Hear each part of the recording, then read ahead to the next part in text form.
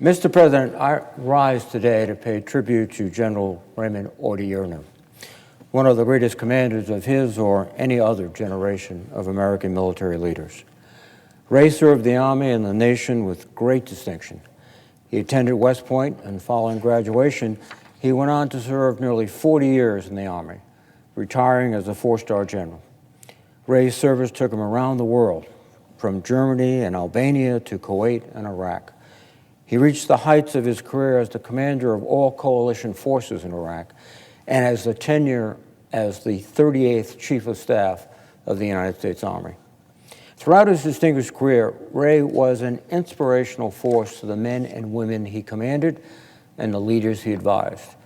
His character, professional skills, and abiding love and respect for those around him made him a preeminent soldier. His steadfast loyalty and commitment to his fellow soldiers and veterans was unwavering. I was privileged to work with Ray. His courageous leadership in so many demanding jobs leaves me with great admiration and gratitude. We were both West Pointers and both had the privilege of serving in the Army, so we shared many things in common. I recall first meeting Ray in Iraq when he commanded the 4th Infantry Division.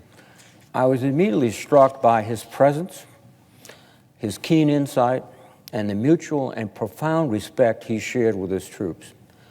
His example of selfless service, dedication to his mission and his soldiers, together with his personal integrity and decency, sustained and inspired all who served with him. I also had the privilege of working closely with him while he served as Chief of Staff of the Army. He proved an innovative and resourceful leader who continued to focus on soldiers and their families as he maintained an Army on the most robust deployment schedule in our lifetime. Ray's love for his country was surpassed only by his love of family. His wonderful wife, Linda, and their 3 children, Tony, Katie, and Mike, and their beautiful grandchildren. I offer the Odierno family my deepest condolences on his passing and thank them for sharing Ray with us for so many years. The Odierno family's military tradition runs deep and strong.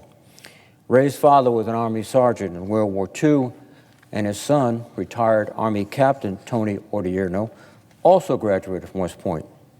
Tony served with distinction in Iraq before he was wounded there and came home and found other ways to serve.